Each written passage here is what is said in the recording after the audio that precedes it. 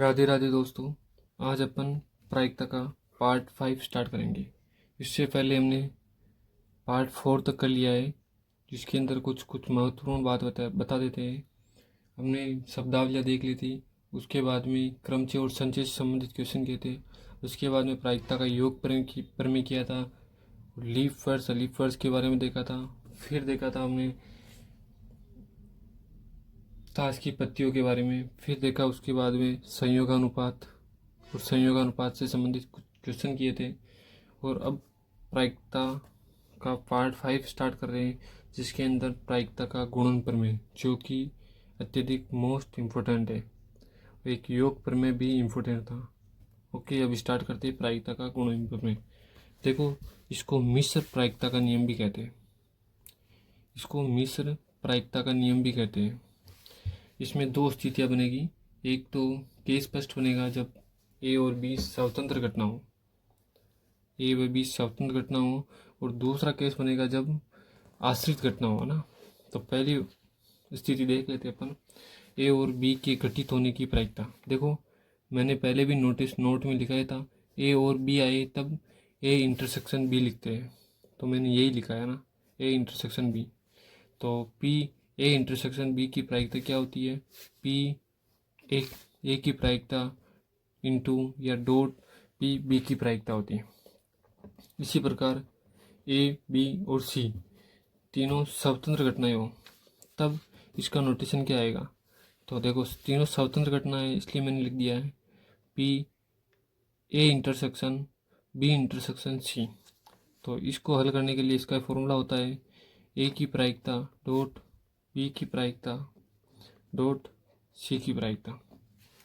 Okay, फिर case second देखते हैं अपन, जो कि इम्पोर्टेंट भी है। देखो, स्वतंत्र घटनाएं भी बता दी पहले को भाई, जो किसी पर निर्भर नहीं होती है। इसका एग्जाम्पल भी अपन करेंगे। जैसे एक पासे और सिक्के को उछालते हैं, तब दोनों में स्थितियाँ किसी पर निर्भर नहीं करती हैं। जैसे पासे पर हेड आना, सॉरी, सिक्के पर हेड आना और पासे पर सम संख्या या विषम संख्या आना, ये दोनों एक दूसरे पर निर्भर नहीं है, इसलिए स्वतंत्र घटना है। केस सेकंड में आश्रित घटना के बारे में। आश्रित घटना ऐसी होती है जिसके अंदर एक घटना दूसरी घटना पर निर्भर करती है ना। उन्हें आश्रित घटनाएं कहते हैं। तो ए और बी की घटित होने की प्रायिकता, इसको भी ए इंटरसेक्शन बी से लिखते हैं, लेकिन इसका फॉर्मूला अलग होता है। जैसे ए की प्रायिकता डॉट पी बी अपॉन ए की प्रायिकता जब बी घटित हो चुकी हो, जब ए की प्रायिकता जब बी घटित हो चुकी हो। यह एक और फॉर्मूला बनता है इसमें, बी की प्रायिकता जब ए घटित हो चुकी हो। देखो, इन्हीं से फॉर्मूले भी बनते हैं एक दो। जैसे इससे एक फॉर्मूला ये बनता है, जैसे घटित हो चुकी हो है ना, जब ए की प्रायिकता बी घटित हो चुकी हो, तो P A intersection B upon ये पी ए नीचे चला जाएगा। जब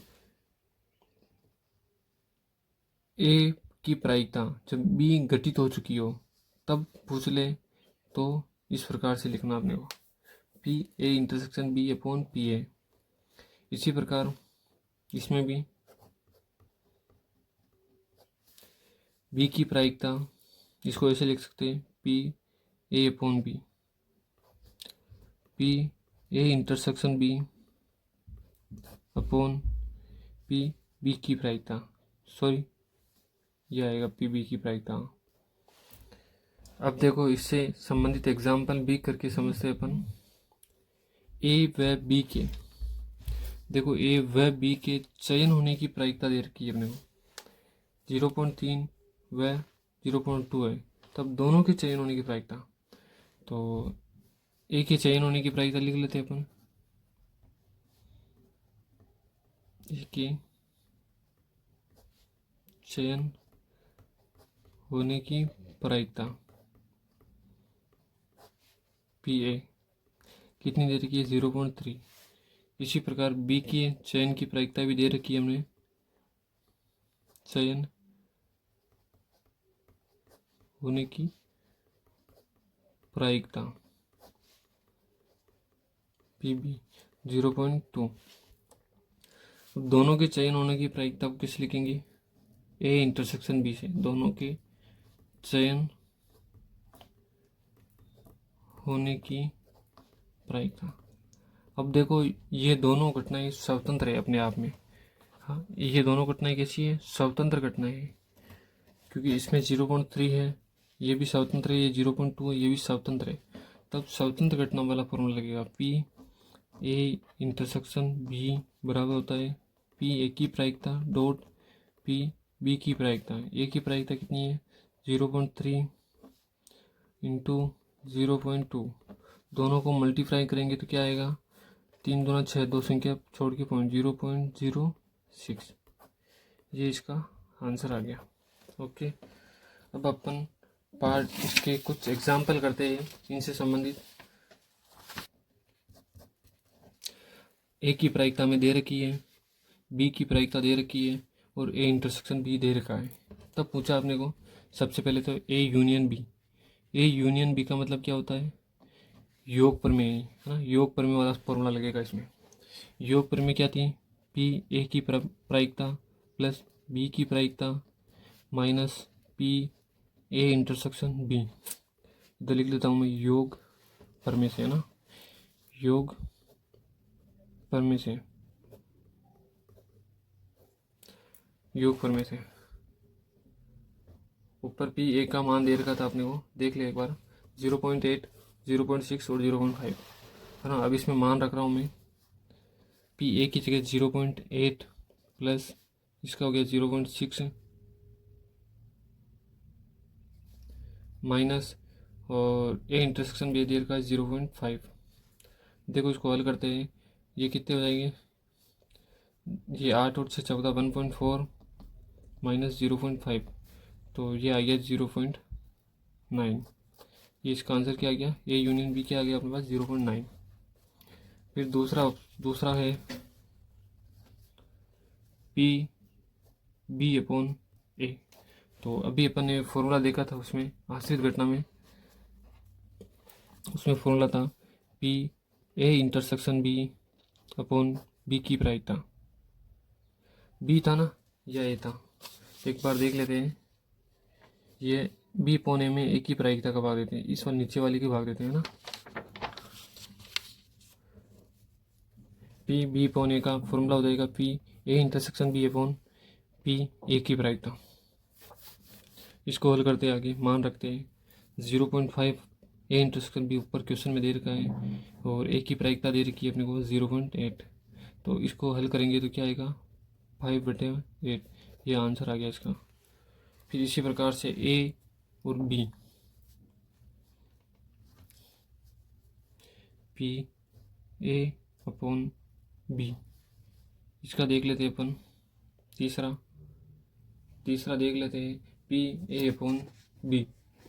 इसका फॉर्मूला भी लिखते हैं, P A intersection B upon P B की प्रायिकता का भाग दे देते हैं।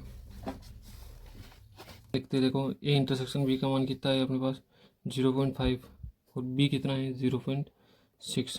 तो इसको हल करेंगे तो ये पॉइंट से पॉइंट उठ गया, तो 5/6 ये इसका आंसर आ जाएगा। फिर है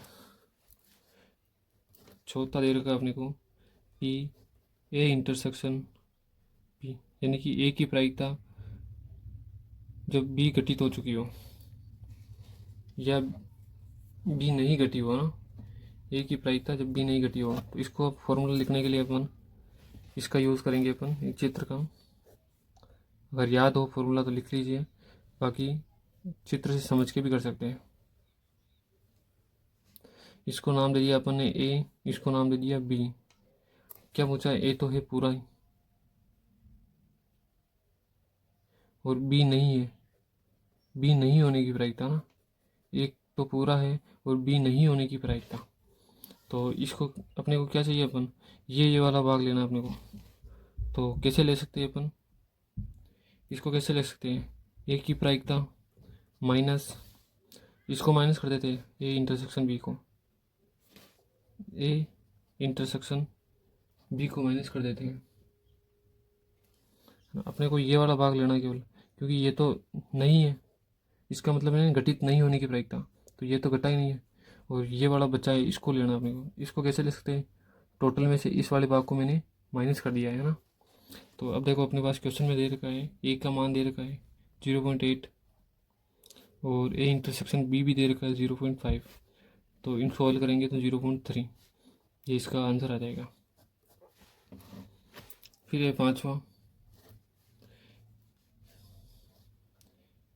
ए के घटित नहीं होने की प्रायिकता इंटरसेक्शन बी, ऐसा कुछ है, यानी ए के नहीं घटित व बी के घटित होने की प्रायिकता इसमें पूछी है ना, इसका मतलब ये है। तो अब इसका भी फॉर्मूला अपने को देखना है, तो ऐसे याद नहीं है तो समझ लेते हैं थोड़े से, क्योंकि याद वाली चीज़ भूल सकते हैं, समझी हुई नहीं भूली जाती है ना, इसलिए अपन समझ लेते हैं। ये नहीं है, इसका मतलब इसको छोड़ना है ए को और बी लेना है, तो अब ये वाला भाग लेना है अपने को। तो ये कैसे ले सकते हैं, ये बी पूरा ले लें, बी की प्रायिकता पूरा ले लें और इस वाले भाग को घटा दें, पी ए इंटरसेक्शन बी। अब देखो पी बी कितना है अपने पास 0.6, क्वेश्चन में दे रखा है ऊपर 0.6, और ए इंटरसेक्शन बी कितना है 0.5, तो 0.6 में 0.5 गया तो 0.1, ये इसका आंसर आ गया। फिर 6 नंबर का है,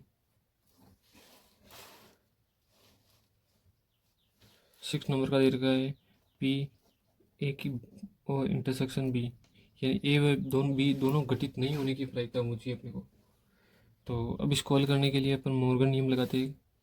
मॉर्गन नियम होता है, ये अपन उसमें पढ़ेंगे सेट्स वाली प्रश्नावली में, समुच्चय वाली में। मॉर्गन नियम कहता है कि ए इंटरसेक्शन बी का बार बराबर होता है ए यूनियन बी डैश के बराबर या बार के बराबर, है ना। डैश का मतलब हो गया, या बार भी लगा सकते हैं, ऐसे भी लिख सकते हैं। अब देखो मैंने इसको इस प्रकार से लिख दिया है, पी ए यूनियन बी, मैंने मॉर्गन नियम से लिखा है ना। अब देखो इसको कैसे लिख सकते हैं, अपन ने पढ़ा था पहले घटित नहीं होने की प्रायिकता, घटित नहीं होने की प्रायिकता को ए बार से लिखते हैं अपन, और उसको 1 माइनस घटित होने की प्रायिकता से घटा देते हैं, 1 को घटित होने की प्रायिकता से घटा देते हैं। इसी प्रकार मैं इसको लिख रहा हूँ 1 minus P A union B, 1 और ए यूनियन बी का मान अपन स्टार्टिंग में निकाला था पहले ही परिणाम में, जो कितना है 0.9, तो 1 में से 0.9 निकालेंगे तो कितना बचेगा 0.1, ये इसका आंसर हो गया। अब एक क्वेश्चन और है, वो अपन कर लेते हैं, एक और बच रहा है अभी,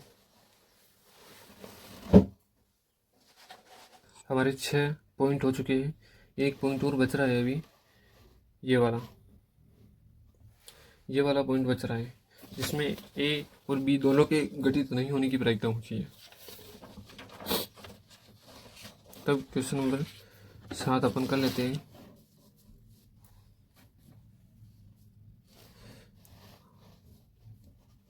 इधर लिख लेता हूँ मैं, पॉइंट क्या था।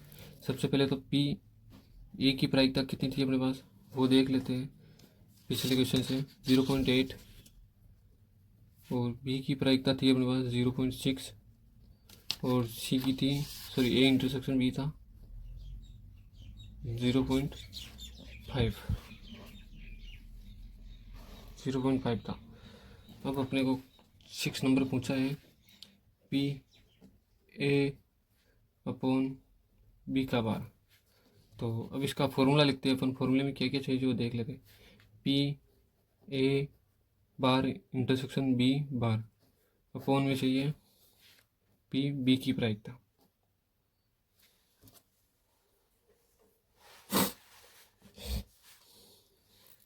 बी की प्रायिकता।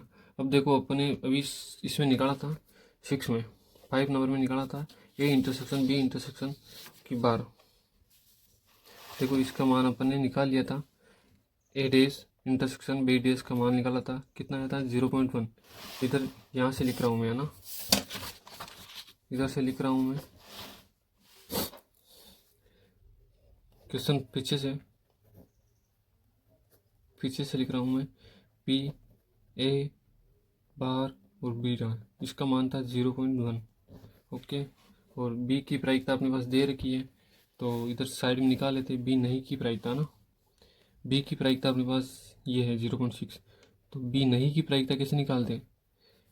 एक में से घटित होने की प्रायिकता को घटाते हैं। तो 1 माइनस बी की प्रायिकता मैंने घटा दी है 0.6, तो कितने आएंगे? 0.4, 0.4 आ जाएगा ना।